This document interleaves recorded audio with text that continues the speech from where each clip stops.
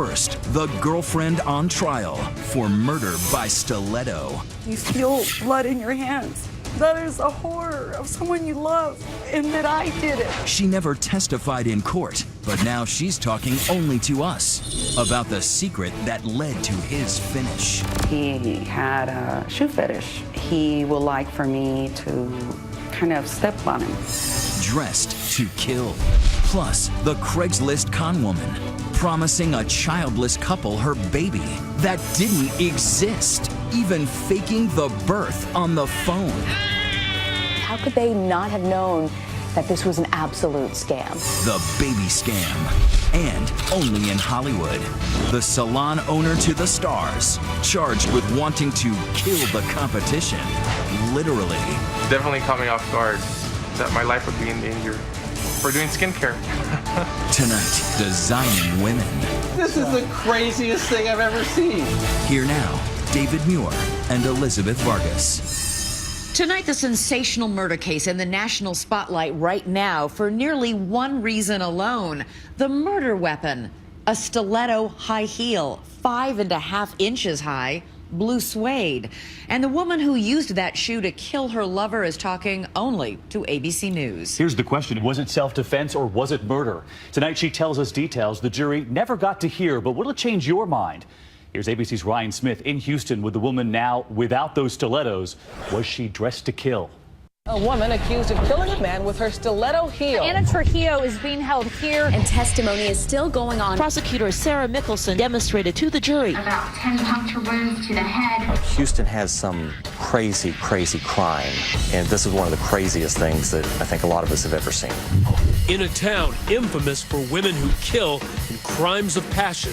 Andrea P. Yates, guilty. Clara L. Harris, guilty. Susan Lucille Wright, guilty.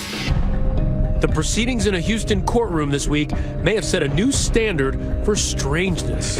When you hear of someone dying, especially a brutal death, they're being shot, they're stabbed, but no one ever thinks there's going to be a stiletto heel in the middle of it, right? Yes, who ever heard of assault by deadly footwear? The crime scene, a ritzy condo in this high-end high-rise, and the accused, a petite, soft-spoken mom looking at life in prison, telling her story exclusively to 2020. It's very surreal.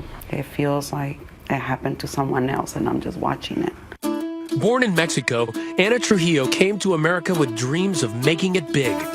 Married twice, the mother of 2 young girls, she was a striking, vibrant young woman who was once the host of a community access show and called herself Anna Fox. Thank you for joining me and enjoying ourselves. The producer said I had a bubbly personality. Is that who you are? That TV host with that bubbly personality? Yes, I am, actually. I'm usually very optimistic. I love life. I love friends. And I just believe in being me. But those big dreams jumped the track as she landed on the hard side of town. Jim Carroll met her at the Lawndale Hotel, where they both once lived. What was she like? She laughed a lot. I mean, she was really cool. She just talked about spirituality and the pyramids and ghosts and the tarot. She was a drifter, floating from job to job, wishing for the right things, attracted to the wrong people. She brought several men to the hotel, and finally I started talking to her. I said, look, you know, we can't have none of that business going on here. And how many men would you estimate this was? 4 to 6 men. One of them was the professor. His name? Stefan Andersson, a naturalized citizen from Sweden who worked at the University of Houston as a medical researcher. Tell me about him. Well, he was very charming. He had a beautiful young spirit. He was a professor, and that is really what attracted me. How did he treat you in the beginning? Oh, he was wonderful. In the beginning, it was all so carefree.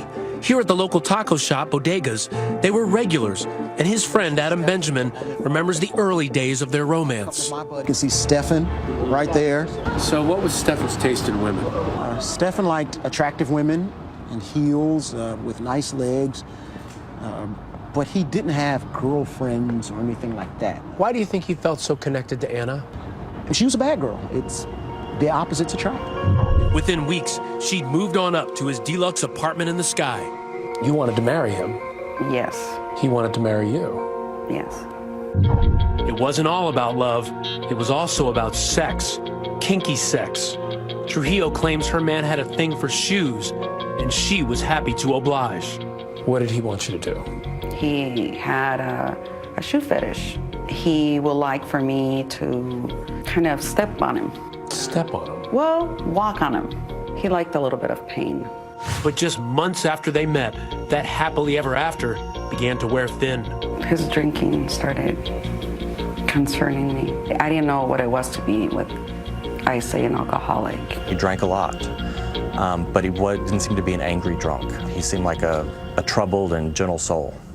A troubled soul who, according to Anna, had a hidden dark side. He was super sweet and nice, and all of a sudden, out of nowhere, he would just turn into this other person. He would just start accusing me of things. Like what? Why did you leave me? How come you didn't take me with you? What would you do when he did this? I would not provoke him. I would just be quiet. Did other people know about this side of him? Did other friends see him like this? He hid it really well. It was a hot summer night last June when Anna and Stefan go out for a night at Club 5015. They share a bottle of wine, chased by a few shots of tequila. In this case, a combustible mix. That place has live music on the weekends, and it gets really crowded, and it's a different crowd, and it's nice, and he liked it. He was feeling really good, and he was enjoying himself. Anna is dressed to kill in her 5.5-inch blue velvet stilettos. I had the huge high heels that he loved for me to wear. It made you happy to buy the stiletto that he liked. I had to be very careful because the shoes were so high. Surveillance videos at the restaurant paint a portrait of a good time girl. Take a look as she flirts with a stranger at the bar, then does a sexy chair dance. At first, she and Stefan seem to be having a great night out, but by the time she is ready to leave, he is not. I was going to leave early in the morning to go see my daughter. I wanted to leave, not stay out very long. He kept wanting to stay longer. That decision to go home is the spark, she says, that will ignite a firestorm. Still, the last images captured at the nightclub show Stefan calm as he leaves the bar with Anna. Was he wasted by the time you got to the cab? Yeah. As the cab pulls up, Rosemary Gomez was at the wheel, accompanied by her husband. I was just taking a pill like I normally do. As the couple approaches the cab, Reagan Cannon said Anna was loud and abusive. She tells him, go get a cab. No. In Anna's version of the story, it's Stefan who was getting aggressive. You say he starts getting agitated. I just remember him looking at me, angry. Angry from Anna's point of view, but not from the front seat, where Reagan Cannon has some advice for the shy professor. I said, are you a man or a mouse? Come on, dude. I said, what are you doing letting her talk to you like that? It is past 2 in the morning when the taxi drops them off at Dr. Anderson's pad. But you had a funny feeling that something was going to happen. He squeezed my hand and he said, no, I'll be okay. And I told him, I said, I just have a feeling something's going to happen. Look at these photos. Coming home from the bar, walking calmly to the elevator. It was the last time Anderson was seen alive, but Anna claims he was on the verge of a murderous rage. All of a sudden, he just turns around and has a complete different look on him. Angry. As the couple sets foot inside the apartment, her life was about to change irreversibly, and his about to end. He starts to pull me. I still have my shoes on. So he grabs me by my hands. He bangs me against the wall. He kept saying that I was going to leave him. I wasn't coming back. He's screaming and yelling and ranting and just, I saw the way you were looking at those guys. When he threw me over the couch and I fell completely backwards and my head hit, I saw black. Did you feel like your life was in danger at that point? Yes. In the darkness, she reaches for the only weapon she could find, one of those blue stilettos, and starts striking. When I reach down to feel him and you feel blood in your hands, that is a horror of someone you love, and that I did it, that accidentally I did it. I didn't even know that he was bleeding. He wouldn't stop. Nothing is facing them. He's unstoppable. Coming up, Lights 911. He started beating me up. Action. She called in the crime, but did she commit it? I'm the victim. My innocence have been taken away. Self-defense or crazy defense? When Designing Women returns.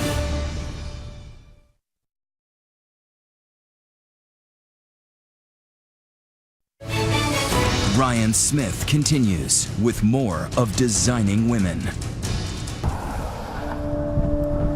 Are you reporting an assault, ma'am? Yes, he assaulted me. I hit him with my shoe and he's bleeding. He started beating me up.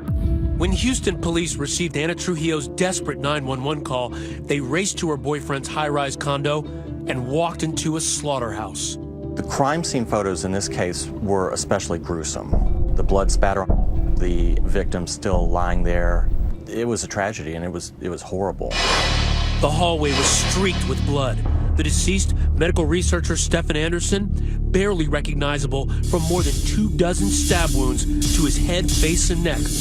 All from the heel of Anna's blue velvet stilettos. Stephen's hair still stuck to the heel. And on a glass table nearby, a macabre sign. Trujillo's Book of Tarot turned to the picture of death.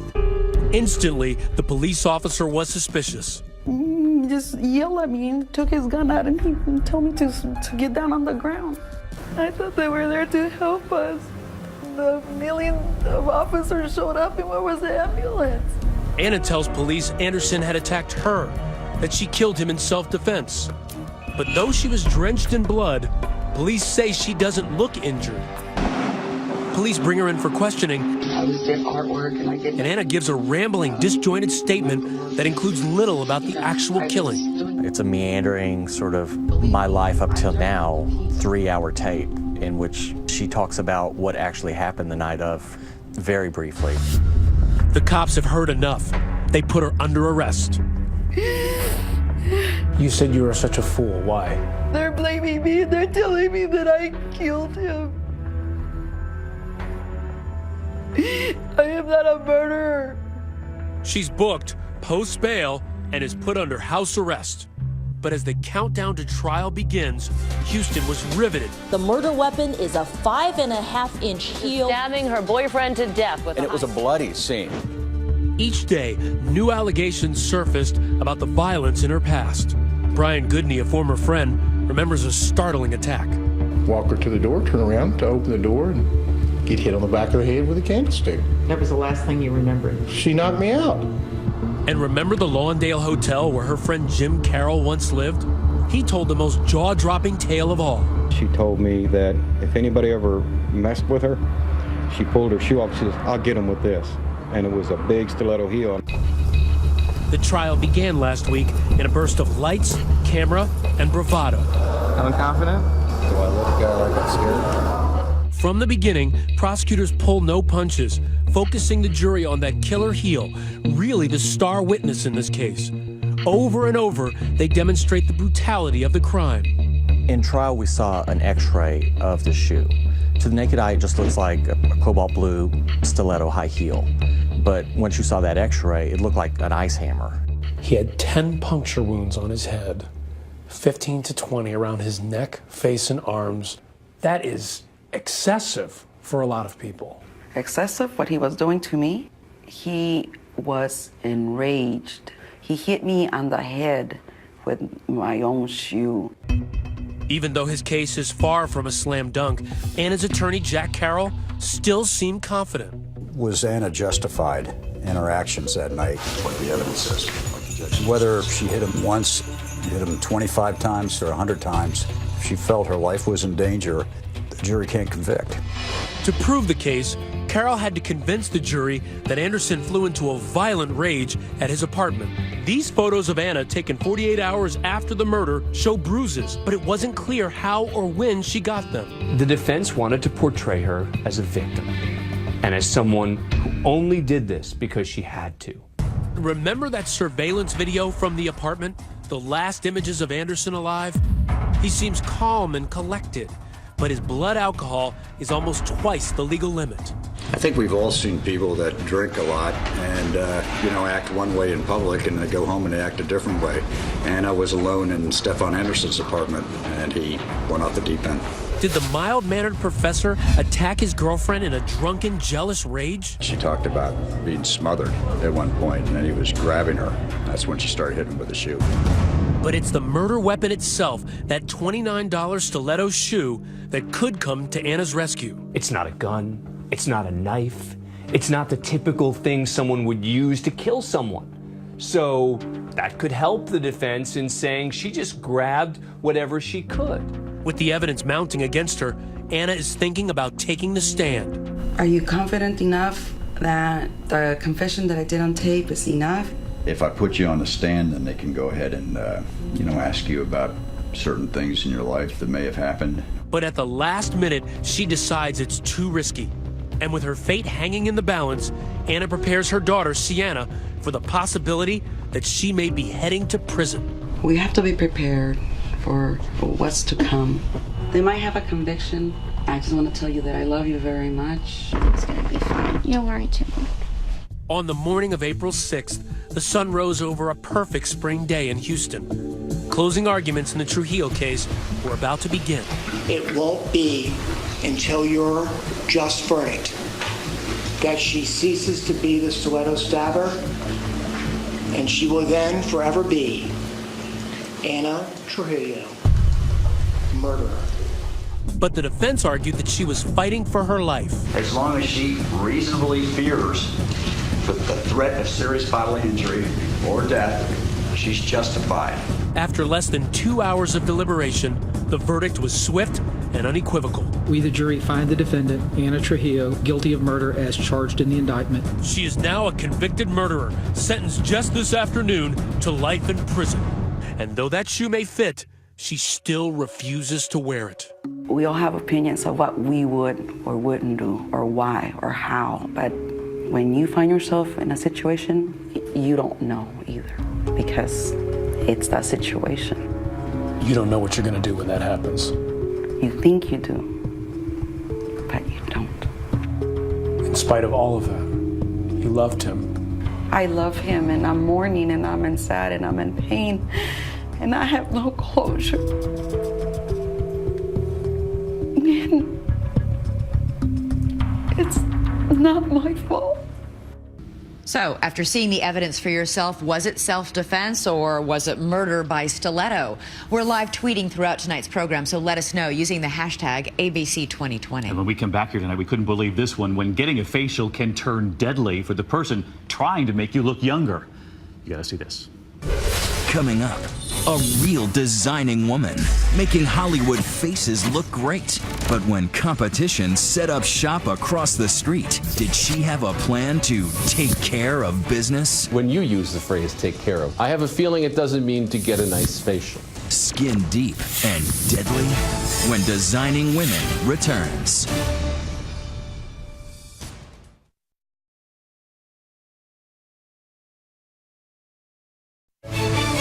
Designing Women continues. Now Chris Connolly with If Looks Could Kill.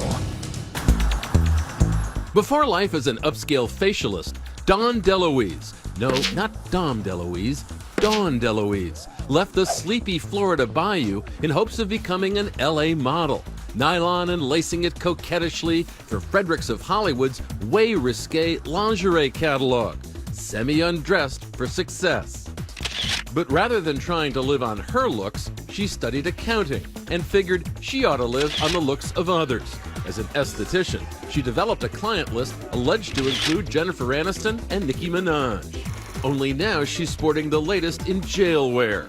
No one ever said blue is the new black. The 55-year-old DeLuise was now world famous. The elite esthetician arraigned on solicitation of murder charges, facing a possible 9 years in prison. Talk about losing face. I'm not real familiar with what a facial is, but I imagine it has to do with somehow making your face better. I don't know. In West Hollywood, by order of the city council, it is illegal to declaw a cat. But what you do to your own body is your business. and theirs. The beauty industry is extremely competitive. For cosmetic surgery, for hairstyling, for skincare, for a mani, a pedi, or a Brazilian, celebrities are willing to pay through the nose, and the battle for them is fierce. Ask the man who cut Madonna's hair, and Pamela Anderson's, and John Bon Jovi's. I open my salon here, you open across the street, you have violated me in a very, very serious way. I would walk across the street and I would say, listen, are you, excuse my French, but are you out of your mind? Yet law enforcement doesn't get much esthetician on esthetician crime. So when the proprietress of Skin Refinery appears to be at the center of an alleged plot to whack the guy next door, Gabriel Suarez, who runs Smooth Cheeks, it's unusual. It almost seems surreal. How surreal? LA County Sheriff's Department is still peeling the mask. In 18 years, you've never seen anything like this? No. It starts out with an alleged victim who turns out to be a suspect victim. And then a witness who, in your mind, turns out to be suspect. It was a friend of his who asked Detective McCauley if he'd speak to DeLuise, who'd been operating Skin Refinery at this address for years. Among her offerings was something called a galvanic facial, a favorite of her then friend and client, Edward Feinstein. They put a mask over your face. It's a little bit of a Hannibal Lecter mask. If you saw it, it's a little overwhelming. Over the years, DeLuise and her business had been talked up in a few glossy magazine beauty roundups and in the tabloids. Dawn had a public spat with Nicki Minaj. It was all over the news. When Detective McCauley phoned her, DeLuise said her tires had been slashed recently and that she was being cyber-stalked, harassed online. There had been Craigslist ads that were posted, solicitations for sexual encounter that listed her address and her phone number. And did she have any idea who might be responsible? She believed it was Gabriel Suarez. Did she feel like he was a competitor and therefore this was why she felt he might be doing such things? Yes. It's kind of crazy. His response was, in general, I don't know her. He came off as very credible to me. DeLuise seemed aghast that Suarez had moved his business practically next door, even though Suarez had Smooth Cheeks focused on a different end of the skincare game. I like the name Cheeks because I do a lot of waxing too, and it's kind of double entendre. It has cheeks and, cheeks. DeLuise thought Feinstein would back her with the cops, but with a prior conviction for identity theft, Feinstein flipped, telling them the cyberstalking was actually DeLuise's plan to frame Suarez. She wanted me to pretend to be Gabriel, send her fake texts, post Craigslist ads. She wanted it to seem like she was being stalked, so she could say it was Gabriel. She asked you to do all these things? Yes. He provided me with texts that seemed to indicate that Miss DeLuise had asked him to lie to me. Dawn, lying to these damn cops to get them to step up. I'm going to tell them Gabriel was in my apartment last night and is now threatening me with bodily harm. But it was another one of Feinstein's texts that would get Dawn DeLuise on page 1 and TMZ and give new meaning to the phrase, if looks could kill. Dawn, I found someone who is going to take Gabriel out. His name is Chris Guiley, and he's an ex-Detroit Lion quarterback. He's on my Facebook page. These photos from a bar in nearby Big Bear suggest that Guiley friended DeLuise on more than just Facebook. But DeLuise's apparent text led cops to get proactive on the facialist. Miss DeLuise was actively seeking somebody to take care of Gabriel. When you use the phrase take care of, I have a feeling it doesn't mean to get a nice facial. Probably not. The conclusion was that she had solicited a murder of Gabriel Suarez. Definitely caught me off guard that my life would be in danger for doing skincare. So the esthetician who had told police she was being cyberstalked found herself going from facial to disgraceful in less than a month's time, arrested on March 5th and charged with solicitation of murder. Not guilty plea is entered. Yes, Your Honor. Chris Guiley hasn't been charged with anything. In a sit-down with KABC, he denied being Dawn's hitman of choice. I was just totally astonished. There was no services to engage. At this point, he is more of a witness then he is a suspect. Edward Feinstein was not so lucky. On March 12th, Feinstein planned to sit down with 2020. While we waited, police came to his home to arrest him. We caught up with him a week later, after his release. I'm the one that originally told the police when they contacted me about Don's ruse. So for me to be named a suspect was just mind-boggling to me. Police had decided DeLuise had been maliciously stalked by Feinstein. DeLuise's attorney Philip Dubé is confident the case against her will be dismissed.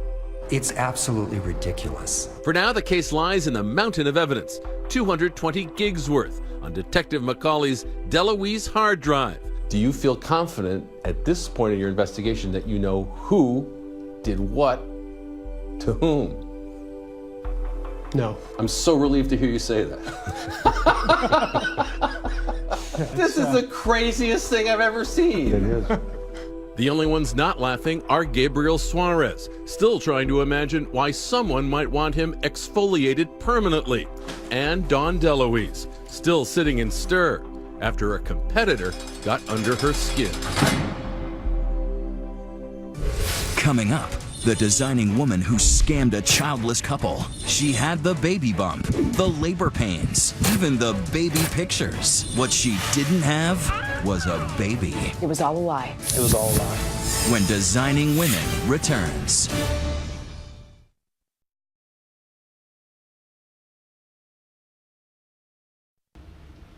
Now a couple unable to conceive who would do almost anything to get a baby. And the designing woman who preyed on their desperation. Rena Ninan has the baby scam. Even before they got married, Mark and Tracy Jakinski, living in a kid-friendly community outside of Chicago, talked about having children. Can't wait to have a little girl and put her in the sundresses and fix her hair. But Tracy was unable to conceive, and going through adoption agencies can be an ordeal. It takes so long and it's so expensive. So the Jakinskis decided to write a heartfelt ad on Craigslist. We want a child more than anything in the world. We are not rich, but we can give that child anything or everything they may need. It's a growing trend, wannabe parents going online to adopt a child. Legal? Yes. Guaranteed? No. Finally, the Jakinskis get the answer they've been waiting for from a pregnant mom almost 1,000 miles away in North Carolina. She knew that she couldn't take care of this baby. Heather Taylor lives in this trailer and is struggling to make ends meet. She's willing to give Mark and Tracy her baby. So it's time to go shopping. We got a few of the items and all the equipment and whatever else the baby needed here. The local Babies R Us wasn't the only place the Jakinskis were dropping cash. Naturally, during the pregnancy, there were some financial expenses that she said she needed money for. And we didn't hesitate. I mean, you know, we want to keep her healthy. She's carrying our adopted baby. Weeks later, Heather unexpectedly goes into labor. Tracy is actually on the phone as Heather rushes to the hospital. She's having a C-section, and I'm on the phone with her in the delivery room. I mean, you could hear, like, the heart rate and everything. And then a couple minutes later, there's a baby crying. Oh my gosh, Tracy, it's a girl. I love Mommy. Is that the one that says, Daddy loves me? Yeah, Daddy's sweetheart. Did you give the baby a name? We did. Anna Rosemary. Anna Rosemary. Yeah. Heather now says she needs more money for Anna Rosemary's expenses. The total tab now around $1,500. Diapers, formula. I said, as long as it's for the baby, yeah, I don't have a problem we with it. Don't hesitate. And then Heather sends you this. Yeah, that's when we pretty much lost it. We're just in awe, you know, we're just, oh my gosh, this is real. That's our baby. Love the wrinkles on the back. Now they're just anxiously waiting for Heather to come from North Carolina to Chicago to drop off little Anna. But where was she? Oh, it's one thing after another. Her brother was in a car accident. She missed her plane. The baby had breathing problems. She didn't want to fly. She wanted to drive. Then Heather drops a bombshell. She's changed her mind that her mom was going to help out, that she would be able to afford to keep our Anna. Devastated and now suspicious, Tracy goes back to Craigslist and contacts other couples, wondering, is this a scam? Sure enough, she hears from a woman named Nicole, who says Heather was giving birth to her baby too. I lost it. I'm like, oh my gosh, this isn't real. No, it wasn't real. The pregnancy, the sounds of a newborn crying in the hospital room, those photos, all part of an elaborate and heartless scheme. There was never a baby. And it was all a lie. It was all a lie. Detective David Flynn from the Pitt County Sheriff's Department says Nicole, the North Carolina victim, got these photos as proof of Heather's fake pregnancy. So she's pretending here to be pregnant. That's correct. I'm not sure what she used to make her belly bigger. Nicole declined our request for an interview, but she did tell our affiliate how far Heather took the con job. She was faking contraction, and she would keep going with it. She'd say, well, now how long was this one? How long was that one? So who is Heather really? Well, she's no stranger to the law, arrested for writing bad checks and identity theft. Speaking with Heather Taylor's family, she's had a long history of making up stories. And we told her, so if you can start paying us back every month some of the money, I won't press charges. But just like the baby, the refund was never delivered. I said, you're full of it, we're done. I said, you'll be hearing from the detective. How could these couples not have known? Heather was very convincing in her story. She provided a lot of specific details that lend a lot of credence to the lie. Why was she doing this elaborate hoax? It feels like she wanted to live a different life, or maybe enjoy the fantasy and the attention. And attention she got. Authorities say the suspect solicited people on Craigslist claiming to be pregnant and needing money. She was arrested and charged with a felony. She was given 36 months supervised probation, and she had to seek mental treatment. She was also ordered to pay restitution. I guess it really isn't even the money that hurts the most. The emotional toll that this took on them, you really can't repay them for that. How could you be so cruel and mean and deceitful to do this to somebody? I was just heartbroken. It's like the baby died almost, or right. Were you mourning? Oh gosh, for months. Our little Anna would be a year old. Despite their awful experience, the Jakinskis haven't abandoned their dream of parenthood. Soon, they hope to start fostering to eventually adopt a child. And you believe in your heart it's definitely going to happen? Yes, there's no doubt in my mind. That baby's going to have nothing but the best. We wish that couple well, but let us know on Twitter, do you think adopting on Craigslist or anywhere online should be legal in the first place? Tweet me, use the hashtag ABC2020, and Elizabeth and I will be right back. Coming up, an ex-stripper with a taste for sugar daddies. Did she go gold digging with a hammer to the head? This is the Addams Family. This is stranger than Jodi Arias. When Designing Women returns.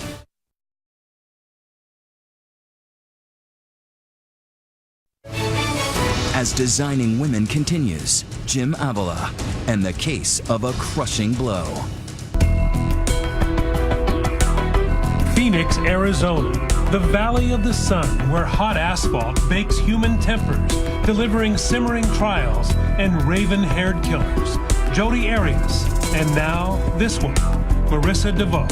We thought coming into this trial that it was going to be the next Jodi Arias trial, but this is the Addams Family. This is stranger than Jodi Arias. Are these the hands of a murderess? Is this the face of a killer? Or is 36-year-old Marissa a victim, so battered by an abusive husband that she bludgeoned 38-year-old Dale Harrell to death with multiple blows to his head? The 36-year-old Gilbert woman claimed she was a victim of abuse, but the prosecution is telling a different story. Marissa DeVoe could face the death penalty. Killer or victim? The puzzle that has stumped Phoenix, Arizona since January of 2009. From the beginning, just hours after the bloody attack that splattered the couple's master bedroom from floor to ceiling, Marissa DeVoe tells a story of constant abuse, verbal and physical. How did he hit you? With his fist. Okay, and where was he hitting on your body? On my temple. And he just kept hitting me constantly. Marissa even stands to show police how she says her husband of 15 years raped her on the night of the attack, choking her before forcing her on the bed against her will. So you came home, you want to have sex, and you got mad. You wake up, he's raping you. Hands around your neck. He likes that. He likes it because he can hold right here.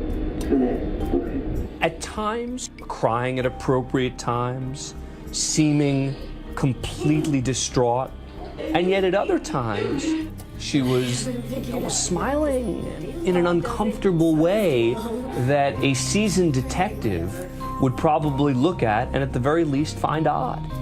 For police, it was an odd story and an odd victim. Dale and Marissa had met as teens in their hometown of Lake Havasu, Arizona, a party town known for outrageous spring breaks. They met up again years later in their 20s in Phoenix. By then, Marissa had a baby. She was a stripper, and according to her former friend and nanny, Amy Dewey, an opportunistic Marissa saw Dale as a catch. What was the attraction? I think that she saw a man who had just graduated from refrigeration school and had the potential to make money. It was always about the money. Amy lived with Marissa and Dale for a time in Phoenix before their marriage. Was there any sense that Dale was violent in any way? No. She would come home and try to pick a fight with him or try to provoke him, and he would just tell her, I'm not going to fight with you. I love you. Let's work this out. Then came the day Amy was fired after a chilling conversation. If true, it would foreshadow a future grisly murder. She came to me and said, Dale is dreaming about having sex with you. I don't think that's appropriate. I'm concerned for your safety. Dale is dreaming about killing you with a hammer. You have to go. Fast forward to one New Year's Eve. Dale in his bedroom critically wounded by, yes, a hammer. My husband was trying to hurt me, trying to strangle me. In the interrogation room, Marissa plays the battered woman card.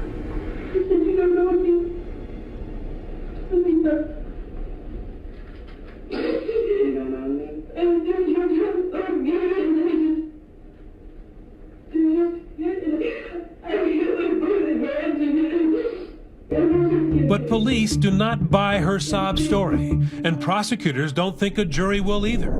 Opening statements today in the case of a woman accused of killing her own husband. The real motive for that tool-time thrashing, they say, was a big fat payday. Marissa's a woman who likes money. But more than that, she likes easy money. Prosecutors show the crime scene in vivid detail, displaying Dale's deadly injuries. Arizona Republic writer Michael Kiefer is in the courtroom. You know, she put a fist-sized hole in the side of his skull. Then the prosecution begins to reveal a secret life that Marissa never spoke of. A past that includes working that pole at a strip club. The risky behavior, the boyfriend, the stripping. You get a picture of someone who doesn't have rules. Living on the edge. Yeah. One of those lovers, Alan Flores, loaded with cash. They met on a website for rich men called SeekingArrangement.com, the so-called elite sugar daddy dating website. So you began having sex the first day you met? Correct. In return, he loans her more than $300,000, keeping meticulous track of every dime. To hear him tell it, she's going to pay it back any day now. This insurance money's going to come through. Don't worry about it. There it is. What prosecutors believe is the real motive for the murder. A big life.